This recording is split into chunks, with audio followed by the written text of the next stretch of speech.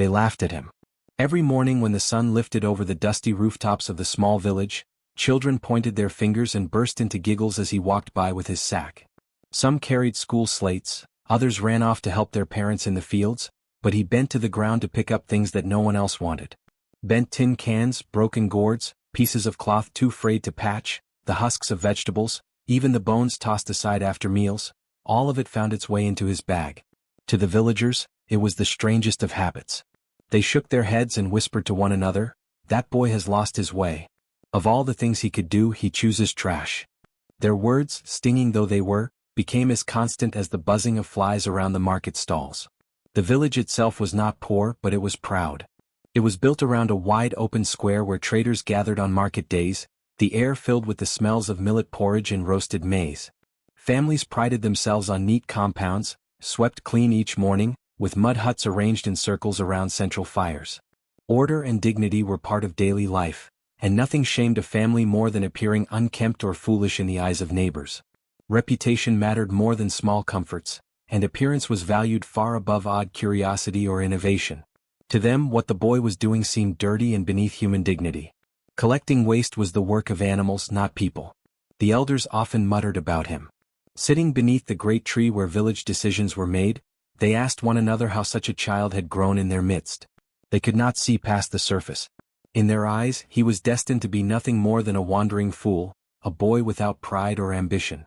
Yet what they failed to notice, blinded by their own sense of superiority, was the quiet determination behind his eyes.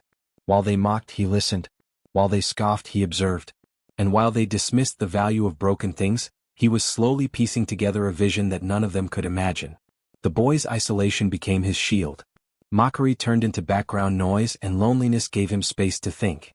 Where others saw filth, he began to notice patterns: how scraps of food decayed into the soil, how tin could be reshaped, how cloth could be rewoven. In secret, he wondered if what the world threw away might not be worthless after all. He did not know yet where this thought would lead him, only that something about his strange collection stirred hope inside him. The villagers could not have guessed then that the same boy they ridiculed would one day hold the key to their survival. They could not imagine that the sack of rubbish he carried was, in truth, the seed of their redemption. At that time they only laughed. And he, without replying, simply kept walking. At dawn, when the first rooster crowed and the mist still clung to the earth like a thin blanket, the village began to stir.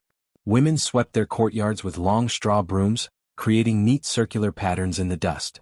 Smoke rose lazily from kitchen fires as porridge simmered in clay pots. Men gathered their tools, machetes sharpened and hoes balanced on their shoulders, heading out toward the fields that stretched just beyond the cluster of mud houses. Farming was the lifeblood of the community.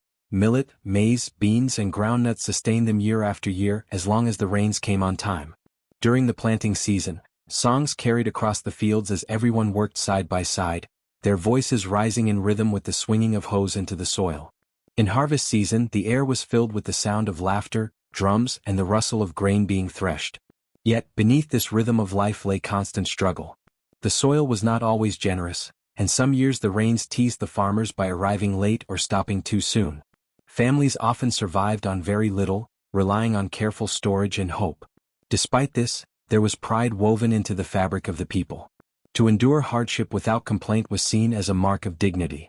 Those who kept their compounds tidy, their clothes patched neatly, and their children disciplined were held in high regard. To fall short, to appear ragged, lazy, or strange, was to invite whispers and shame. It was this mindset that shaped how they viewed one another. Work was divided by clear expectations. Men tilled, women cooked and cared, children learned or helped.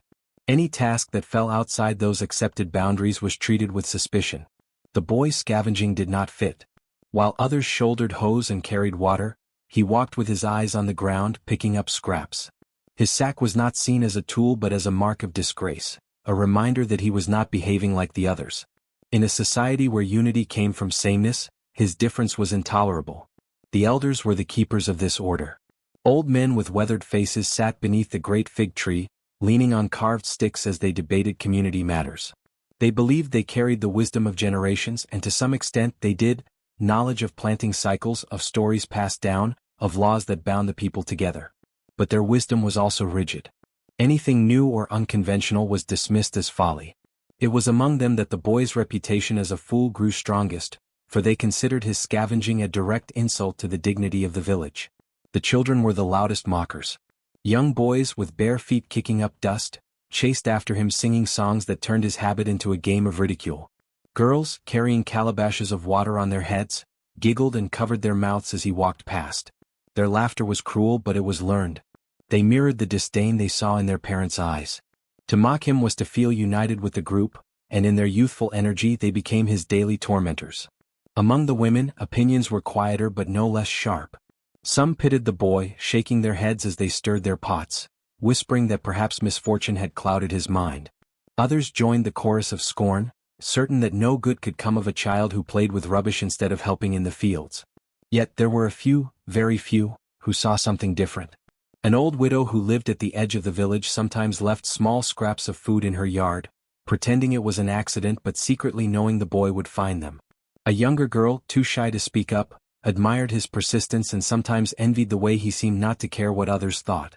These faint sparks of support went unnoticed by most, yet they existed quietly in the background.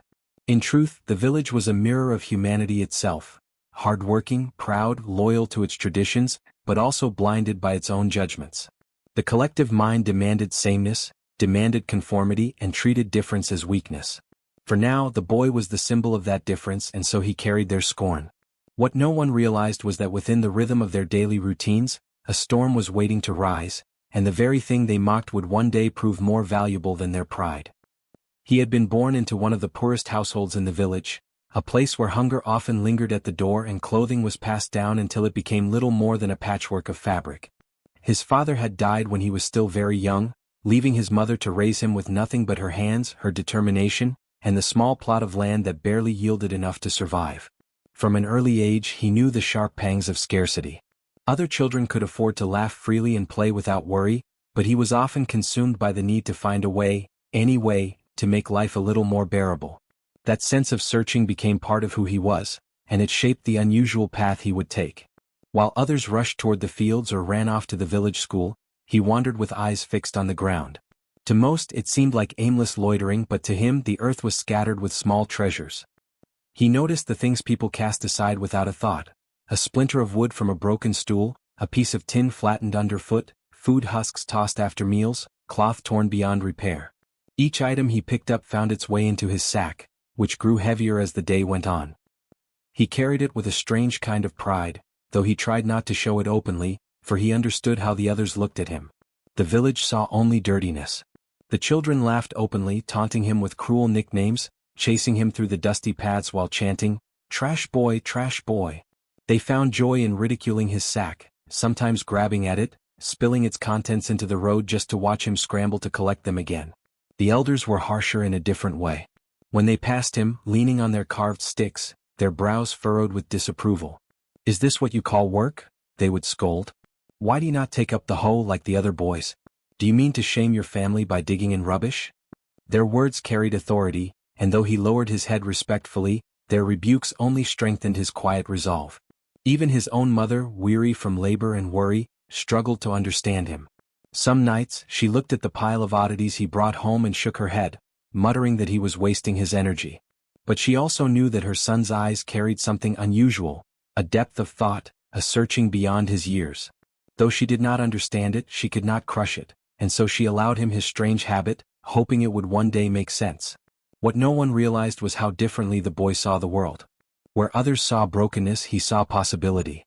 A piece of wood was not useless. It might serve as fuel or be carved into something small and useful. A tin can was not just scrap, it could be reshaped into a container or a tool.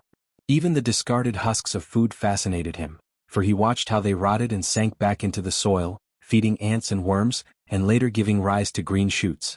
He began to believe that nothing truly disappeared. Everything, no matter how humble, had another purpose waiting to be uncovered. This belief became his secret dream, a thought he carried close to his heart but never dared to share aloud. If waste could give birth to life again, perhaps people too could be transformed. Mockery into respect, poverty into strength, loneliness into meaning. He dreamed of a day when the things he collected would no longer be a source of shame, but of survival. Yet, he kept this hope locked within him, for he knew the village was not ready to listen. To speak of it would only invite more scorn, and so he endured their laughter in silence. Day after day, as the sun traced its path across the sky, he continued his quiet ritual. With each scrap he picked up, he was not only gathering trash but also gathering resilience. Every insult hardened his resolve, every laugh taught him patience, and every scolding made his dream more precious. He learned to walk with steady steps, to keep his eyes lowered, and to let the ridicule wash over him. Deep inside he whispered to himself that one day they would see. They would understand that nothing is ever truly wasted, not a broken can, not a rotting husk, not even a boy scorned by his village. He began to notice things that others ignored. When he walked past the heaps of discarded husks outside the cooking areas, he saw how the sun dried them at first, how the rains later softened them, and how, slowly, they melted into the soil. Weeks later he would spot tiny green shoots pushing through that same ground, stronger in color and health than in the places left bare. While the others wrinkled their noses at the smell of rot, he crouched down to watch ants carrying fragments, worms burrowing deep, and beetles rolling bits of dung into small, perfect balls. These small cycles fascinated him. To him, waste was not the end of something, it was the beginning of something else. It was like a secret whisper from the earth itself, telling him that nothing was truly lost, only changed. He started experimenting in secret. Behind his mother's hut, where the tall grasses shielded him from the view of passers-by, he created small pits and filled them with scraps he had collected, vegetable peels, maize cobs, even animal bones. He would cover them with soil and wait, visiting every day to watch what happened. Over time, he noticed the soil in those pits grew dark and crumbly, different from the pale dust around it. Plants that sprouted there seemed healthier, their leaves broad and green. He could not explain it in the language of scholars, but he knew something powerful was happening. His waste piles were feeding the land. It wasn't just food scraps that caught his imagination. Pieces of tin, which others threw away as dangerous or useless, became challenges to his hands. He discovered that if he hammered them flat with a stone, he could fashion a scoop or a small dish. With patience he could even bend them into crude cups that held water without leaking. Broken gourds, which women often tossed out, he learned to patch with strips of cloth and resin from trees, making them usable again for carrying grain. Torn cloth itself could be twisted into cords or stuffed into gaps in the walls of his hut to block the wind. Every item presented a puzzle and he found joy in solving it. Where the village saw filth, he saw material. Where they saw uselessness, he saw potential. Of course no one noticed. If anything, his experiments only added fuel to the laughter of the children, who once stumbled upon his compost pits and ran through the village shouting about the trash holes he was digging. The elders, when they heard, shook their heads in disbelief and muttered that the boy was not only strange but perhaps cursed. He did not argue. He simply moved his activities deeper into the bush, where curious eyes would not disturb him. Alone with the soil, the insects, and the scraps, he felt freer than among people. There, his hands could shape without judgment, and his mind could wander toward possibilities greater than the ridicule he endured. Sometimes, he imagined what it would be like if the entire village used waste in this way. He pictured fields fed by the rich black soil of his compost pits, growing food even when the rains were scarce. He dreamed of every broken pot, every torn cloth, every discarded bone being turned into something useful. The vision was so clear in his mind that it felt real, though he dared not speak of it. He understood that the village valued conformity above imagination, and imagination was what he had in abundance. To protect it, he kept it hidden, nurturing it as carefully as he did his secret pits of compost. His philosophy deepened with time, unshaken by mockery. Even what people throw away has value, he would whisper to himself as he bent to pick up another scrap. He believed it not only of objects but also of people, especially himself. If the world thought him worthless, perhaps he too carried hidden worth waiting to be revealed. That thought became a source of quiet strength, a conviction that made him endure what others might have abandoned long ago. He knew he was walking a lonely path, but he also sensed that the path was leading somewhere important, though the destination remained just beyond sight. The seeds of vision had been planted in his mind, just as the scraps fed the soil. Like those tiny green shoots that appeared after weeks of decay, something was beginning to grow within him. It was fragile, hidden, and easy to dismiss, but it was alive. And though no one in the village noticed, though they continued to laugh and mock, the boy was slowly cultivating a wisdom far greater than any of them could imagine. The rains failed quietly at first. One season came late, the clouds lingering on the horizon but never spilling over the fields.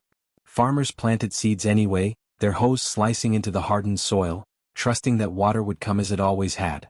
But days stretched into weeks, and the sun beat down mercilessly, baking the ground until the young shoots withered. At first, the villagers reassured themselves that nature was only testing their patience, that surely the skies would open soon. Yet the rains remained absent, and when they finally came they were too little, too late. The ground swallowed them quickly, cracked earth thirsting for more. Harvests that should have filled granaries with sacks of grain yielded only a few meager baskets. The following year was worse. The clouds avoided the region entirely, drifting past like careless travelers. Dust storms swept through the fields where maize stalks once swayed tall, leaving behind brittle stems that snapped underfoot. The beans shriveled in their pods and groundnuts failed to push through the parched soil. Families who had prided themselves on abundant harvests were now forced to ration their food, stretching small portions of porridge thin enough to barely quiet the growling of their stomachs. Hunger does not arrive loudly at first, it creeps in. It began with children who looked leaner, their laughter quieter, their games shorter because their bodies grew weak. It spread to mothers who skipped meals so their children could eat, then to fathers who stayed longer in the fields despite knowing there was nothing more to be done. Soon the granaries stood empty, their doors flapping open in the wind like gaping mouths. Pride that once held the villagers tall now bent them low with despair. The village that once rang with laughter and gossip grew heavy with silence. Families gathered in their courtyards at night, staring into small fires, the smoke thin because there was little to cook. Old men who once debated under the great fig tree now sat quietly, their voices hushed, unable to offer solutions. Some began to speak of leaving, of migrating to distant towns in search of work, food, or mercy. Others tried to trade goats and chickens at the market, but even livestock grew thin and buyers were scarce. The desperation gnawed at their dignity, and for the first time in many lives, the people who had mocked so easily now found themselves humbled by need. Among them were those who had laughed loudest at the boy. The children who once chased him with taunts now walked with hollow eyes, too weak to run. The elders who had scolded him now muttered in worry, no longer certain of their wisdom. Even the women who had gossiped with confidence were reduced to whispering prayers, their voices cracked with fear.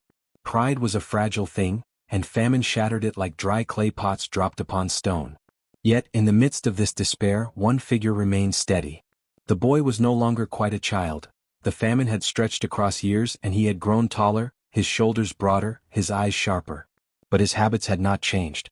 Each day he still walked the paths, sack over his back, collecting scraps where he found them. The villagers no longer had the energy to mock him.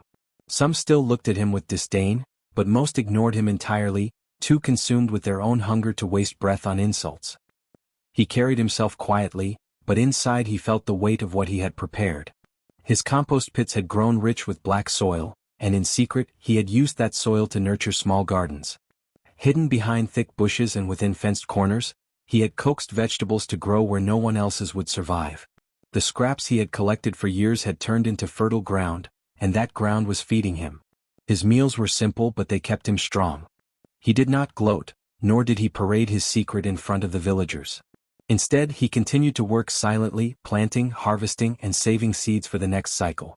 Sometimes, as he watched the villagers stumble through their days, he felt a pang of sorrow.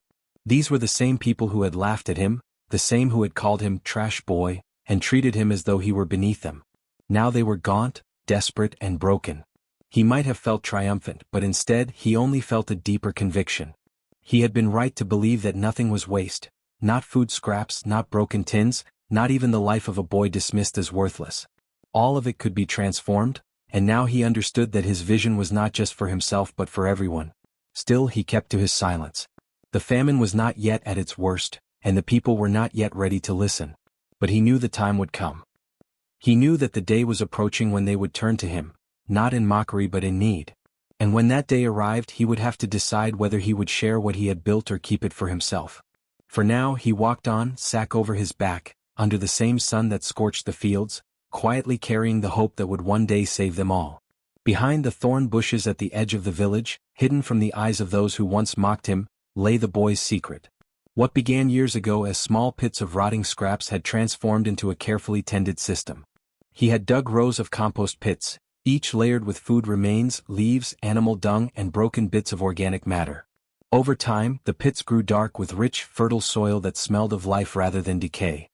He had learned through patience and observation how to turn what others discarded into nourishment for the earth.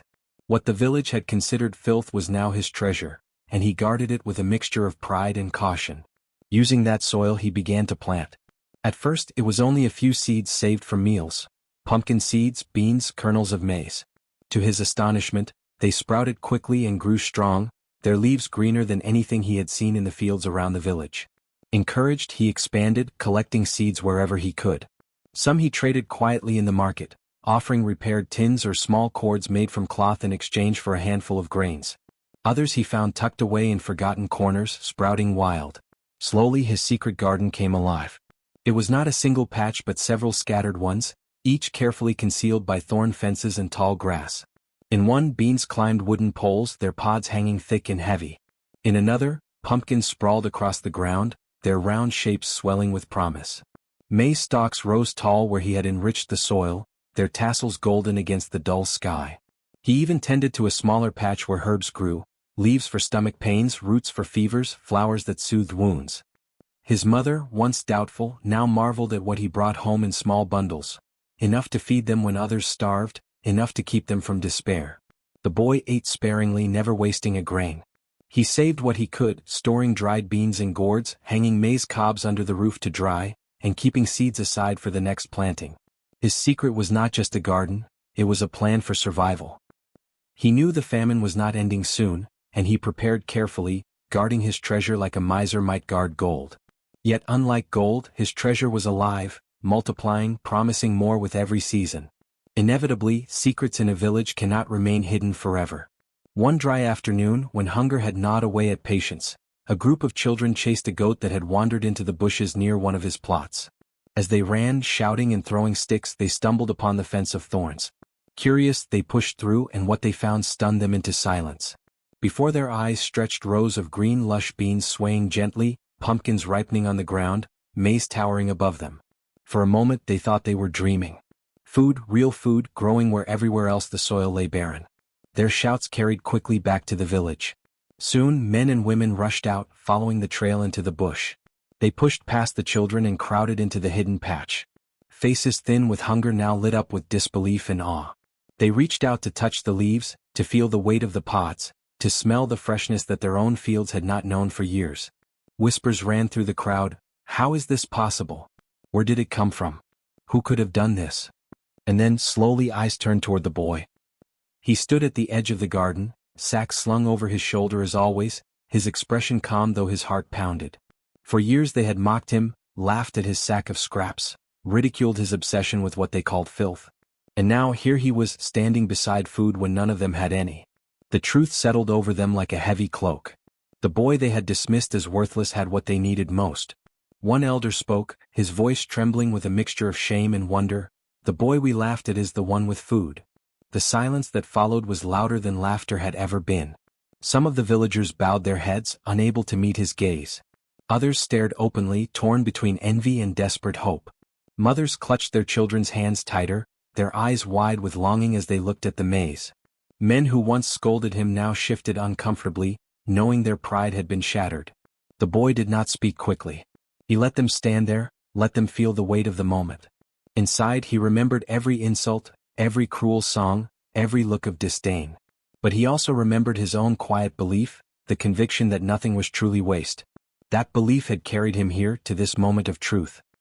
He finally spoke, his voice steady though still soft. You thought these scraps were nothing. But even what you throw away has value. You did not see it, but the earth did. And now this is the result. The villagers listened, humbled, their hunger silencing any thought of mockery. They could no longer deny what stood before them. The boy they had once ridiculed had turned trash into life, and their survival now rested in his hands.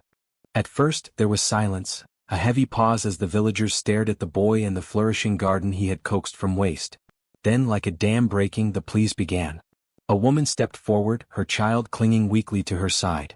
Her voice cracked as she said, "Please give us something, just a little. My children have not eaten in days."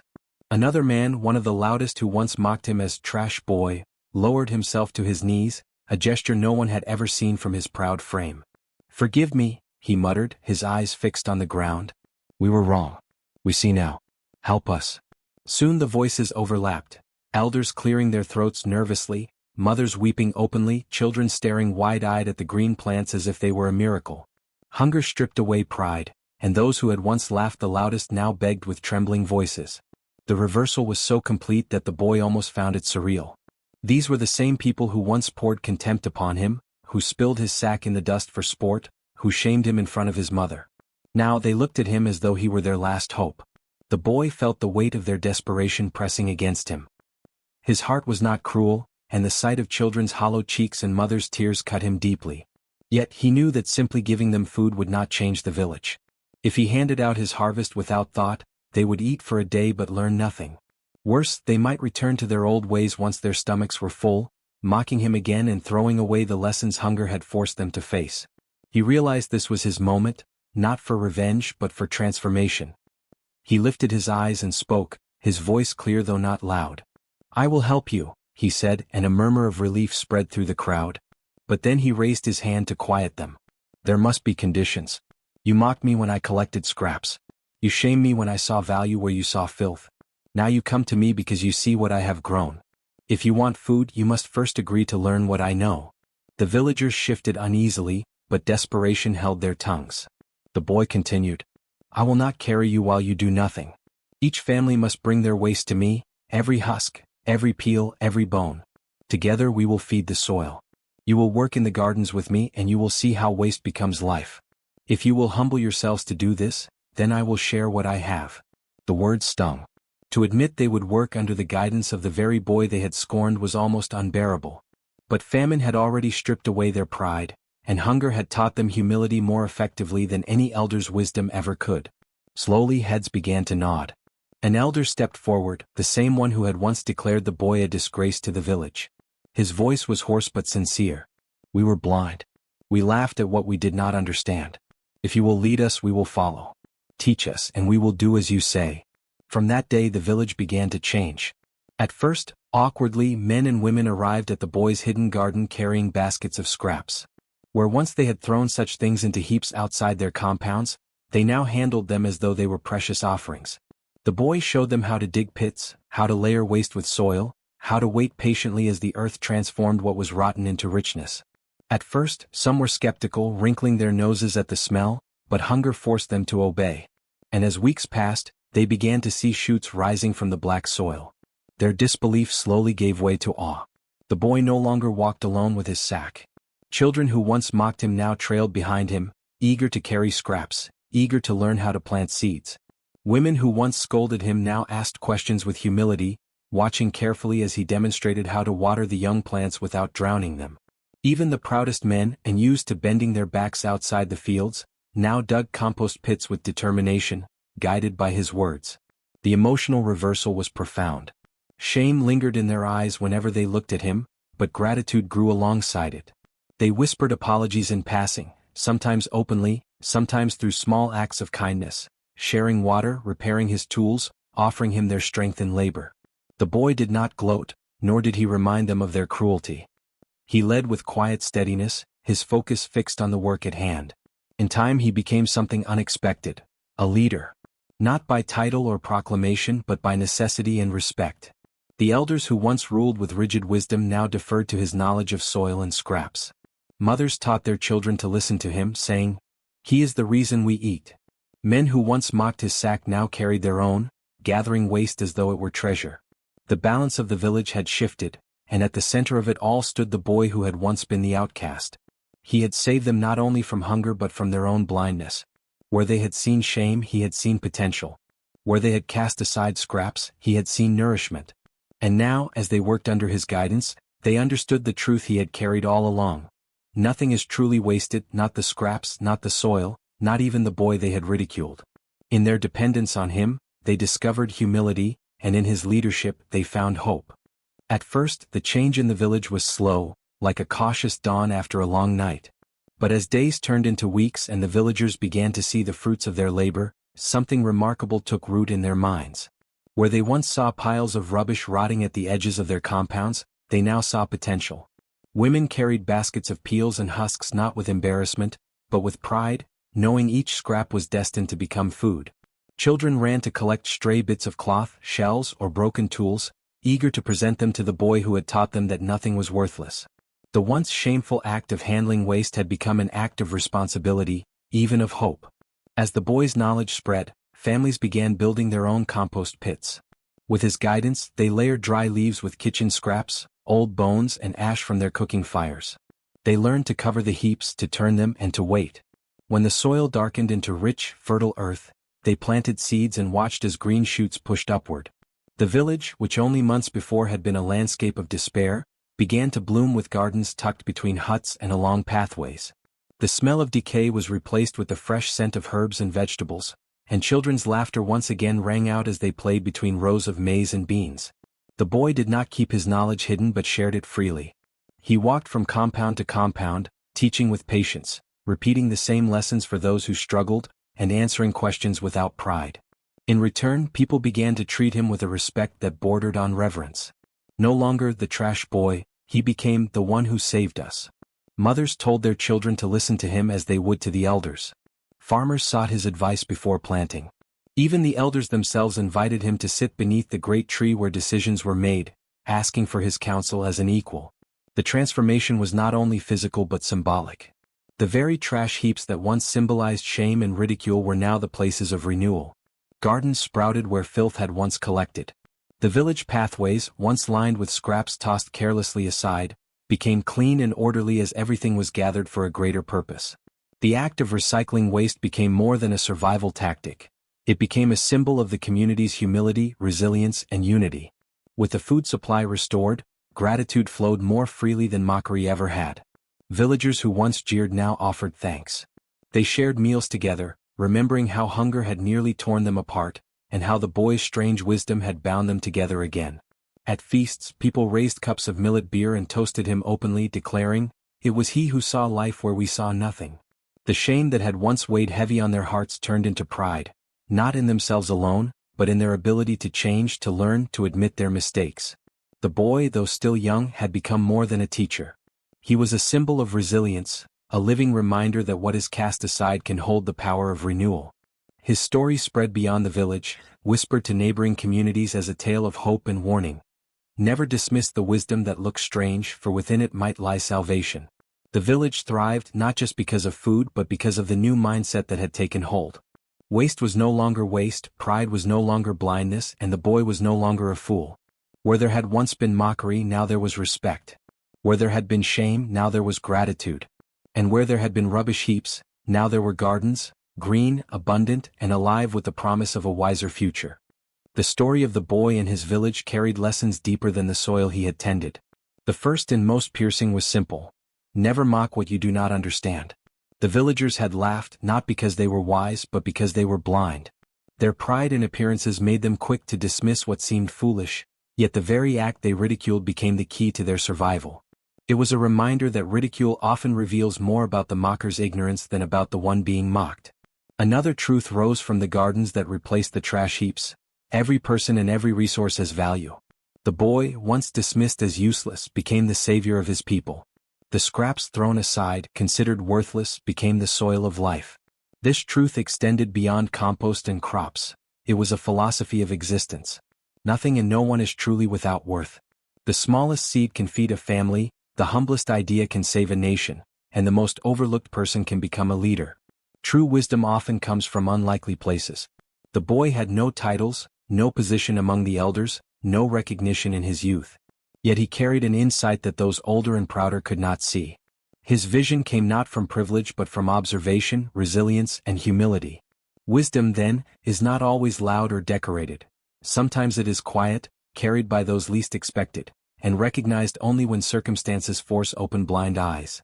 Beyond the boundaries of the village, the boy's story became a reflection of broader truths the world still grapples with.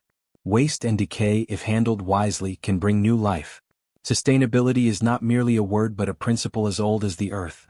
What we give back, we receive in abundance. His tale became not only a parable of survival but of stewardship, teaching that the way we treat the earth mirrors the way we treat one another. In the end, the boy's journey illuminated the virtues of resilience and humility. Resilience turned mockery into strength, and humility turned enemies into students. The village learned that life's greatest treasures often wear the disguise of dirt, and that the wisdom we ignore today may be the very thing that saves us tomorrow. From the trash boy, mocked in the dusty streets, to the savior whose gardens fed the starving, his journey came full circle. What began as ridicule ended as reverence, for his resilience had turned waste into abundance and despair into hope. Yet his greatest harvest was not the food that saved them, but the transformation of their hearts. The village learned to see value where once they saw nothing, to honor humility above pride, and to cherish wisdom in unlikely places. His legacy was not merely survival, it was a new way of seeing life itself.